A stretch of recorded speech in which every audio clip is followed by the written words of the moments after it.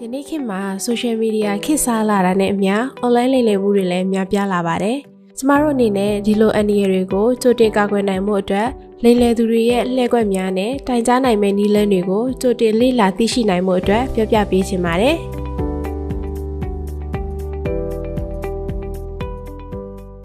တကယ်ကြီးရေဒီမှာကြည့်ပါဦးငါလေမနက်ကအလုပ်ခေါ်စာတစ်ခုကိုဖုန်းသုံးရင်းနဲ့တွေးလိုက်လို့ဟုတ်လားငါ့ကိုလည်းပြောပြပါဦးအေးတကယ်ချင်းသူ့ရဲ့အလုပ်ကဘန်ကောက်ကခေါ်တာလစာလေးကောင်းနေပြီးတော့ OT ကြီးလည်းရှိရဲတဲ့အလုပ်ရှာဖို့ smart ကြီးပတ်စံတစ်ဝက်ပဲလွှဲလိုက်တာနဲ့ရပြီကိုဘက်ကဘာမှလုပ်စရာမလိုအလုပ်ရှာပြီးတဲ့ပွဲစားအကုန်စီစဉ်ပြီးသားတဲ့အရန်စင်ပြေရငါလည်းအလုပ်ရှာနေရဆိုတော့ကွက်တိပဲလေအရင်ဆုံးတော့သူတို့ဘက်ကိုလမ်းချင်းနဲ့လက်မှတ်အတွက်ပတ်စံအရင်လွှဲပေးရမယ်ဟဲအဆင်ပြေလိုက်တာနင်ပြောမှငါတော့လှုပ်ချင်သွားပြီ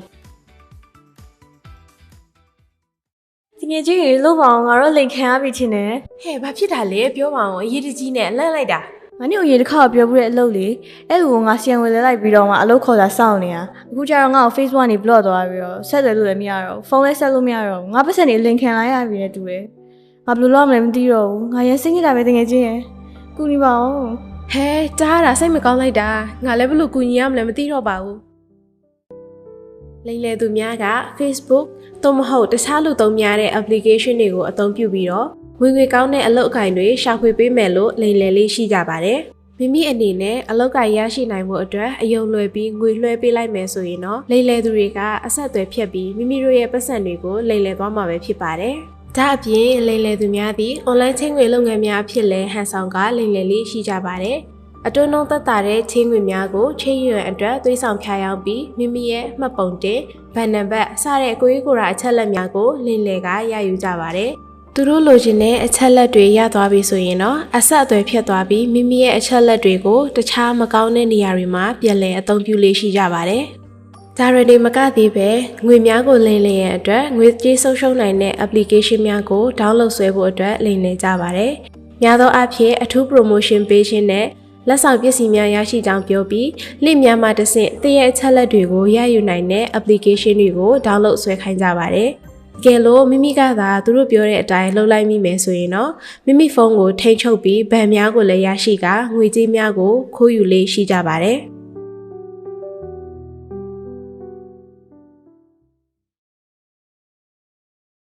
ဟဲဒီအင်ကြီးလေးကလာလိုက်တာဈေးကလည်းတန်နေရောပဲ promotion ပေးလို့900ကျော်ကနေ300ကျော်နဲ့ပဲရတယ်ဈေးတန်လိုက်တာဒါလေးမှာလိုက်အောင်မယ်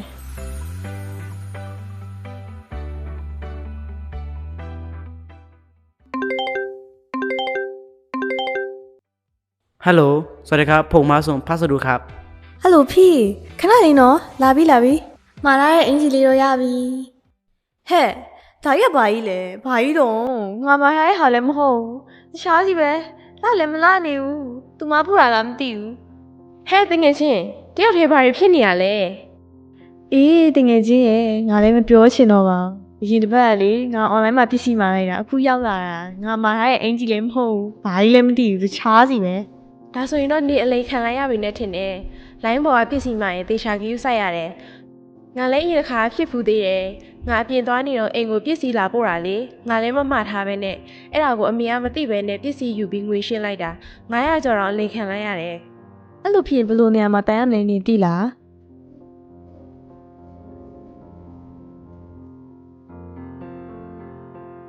နောက်ထပ်တစ်ခုအနေနဲ့ကတော့ online ဈေးရောင်းကလိမ်လည်ခြင်းပဲဖြစ်ပါတယ်။လိမ်လည်သူများက online ဈေးကွက်များမှာတဆင့်ဝယ်ယူသူများနဲ့အဆက်အသွယ်ပြောဆိုပြီးတော့ဝန်ဆောင်မှုများပေးကချိန်ကပ်ကြပါတယ်။ပစ္စည်းများမှာလိုက်တဲ့အခါမှာမူရင်းပုံစံနဲ့မတူသောပစ္စည်းများပို့ပေးခြင်းဒါမှမဟုတ်ငွေကြိုးလွှဲခိုင်းပြီးပစ္စည်းမပို့ပေးဘဲနဲ့ငွေကြေးလိမ်လည်တာတွေလည်းရှိပါတယ်။ဒါ့အပြင်လူများကိုအကြောက်တရားဖြစ်အောင်ချိန်ချောက်ပြီးဖိအားပေးငွေကြေးလိမ်လည်မှုတွေလည်းရှိပါတယ်။အထူးသဖြင့်လိမ်လည်သူတွေက online ပစ္စည်းဝယ်ယူရာမှာတရားမဝင်ပစ္စည်းများပါဝင်နေကြောင်းချိန်ချောက်ခြင်းစသဖြင့်တရားဥပဒေနှင့်ဆိုင်သောအကြောက်တရားဖြစ်အောင်ပြုလုပ်ပြီးငွေကြေးလိမ်လည်လေးရှိကြပါတယ်။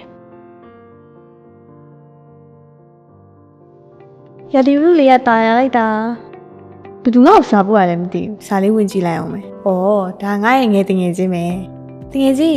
လင်ခုပါလုပ်နေလေ။ငါလည်းရွာကိုပြင်လာခြင်းနေပြီတကယ်ချင်းရဲ့ငါပြင်လာဖို့ကပတ်စံလည်းမရှိဘူးဖြစ်နေတယ်နေစင်ပြင်ငါ့ကိုပတ်စံလေးနည်းနည်းလောက်လွှဲပေးပါလားငါပြင်ရရင်နေ့ကိုပြန်ပြီးမယ်လေဟဲငါတကယ်ချင်းအဆင်မပြေဘူးလားအေးငါ့ကိုဘယ်နှမပေးရလိုက် ငါနင့်ကိုပတ်စံလွှဲပေးလိုက်မယ်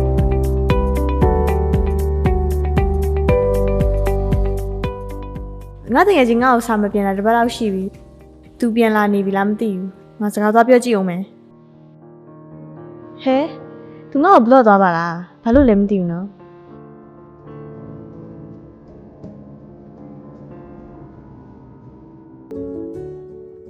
နောက်ဆုံးနည်းလမ်းအနေနဲ့ online ပေါ်မှာမိတ်ဆွေဖွဲ့ကရင်းနှီးမှုရယူပြီးငွေကြေးလိမ်လည်ခြင်းပဲဖြစ်ပါတယ်။ထော်မောလာပါတဲ့ profile များဖြင့်ချစ်သူရေးစားသို့မဟုတ်မိတ်ဆွေများအဖြစ်ရင်းနှီးမှုရယူကနောက်ပိုင်းတွင်တနာစရာကောင်းသောဇာတ်လမ်းများကိုဖန်တီးပြီးလိမ်လည်မှုများအပြင်လိမ်မိုင်းဆိုင်ရာချင်းချောက်ခြင်းများအထိပါပြုလုပ်လေ့ရှိကြပါတယ်။